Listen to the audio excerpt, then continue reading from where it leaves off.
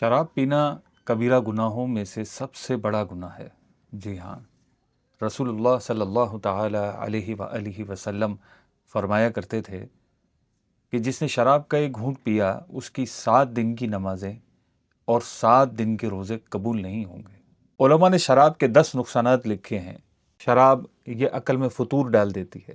اس طرح کے شرابی بچوں کے لیے تماشا بن جاتا ہے۔ امام ابن ابی دنیا رحمۃ اللہ تعالی علیہ ارشاد فرماتے ہیں کہ میں نے ایک شرابی کو دیکھا کہ جس نے الٹی کی ہوئی تھی اور اس کے منہ کو کتا چاٹ رہا تھا۔ شراب کا دوسرا نقصان یہ مال کو ضائع کر دیتی ہے۔ تیسرا نقصان یہ عداوت اور دشمنی کا سبب بنتی ہے۔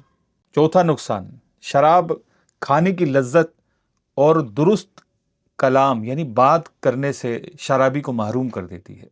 پانچواں نقصان بعض اوقات شرابی کی بیوی کو اس پر حرام کر دیتی ہے کہ نشے کی حالت میں وہ اپنی بیوی کو طلاق دے دیتا ہے، تو یہ شرابی کی زوجہ کو اس پر حرام کر دیتی ہے۔ نمبر 6، شراب یہ ہر برائی کی چابی ہے اور شرابی کو بہت سے گناہوں میں مبتلا کر دیتی ہے۔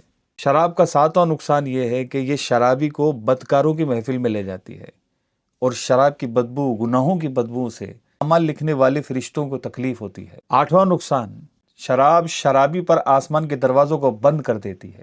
40 دن تک نہ ہی اس کا کوئی عمل اللہ پاک کی بارگاہ میں پہنچتا ہے اور نہ ہی اس کی کوئی دعا قبول ہوتی ہے۔ 9واں نقصان شراب شرابی پر 80 کوڑے واجب کر دیتی ہے۔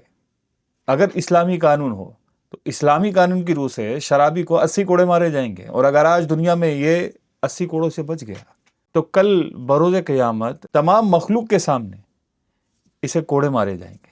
10واں نقصان شراب شرابی کی جان اور ایمان کو خطرے میں ڈال دیتی ہے، اس لیے کہ مرتے وقت اس کے ایمان چھن جانے کا اندیشہ ہے۔ اللہ پاک مجھے، آپ کو، یا جو لوگ شراب کے گناہ میں مبتلا ہیں، اللہ پاک ان کو سچی توبہ کی سعادت نصیب فرمائے۔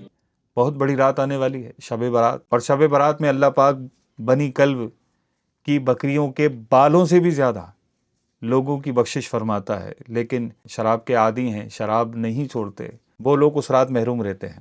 دیکھیے شراب کے کتنے نقصانات ہیں، اور 10واں نقصان تو واقعی قابل غور ہے۔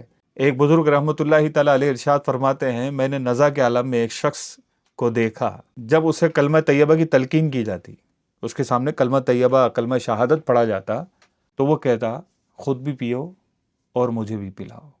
اللہ پاک ہمارا خاتمہ بالخیر فرمائے، اللہ پاک ہمارے ایمان کی حفاظت فرمائے، اللہ پاک ہم سب کی بخشش و مغفرت فرمائے، آمین۔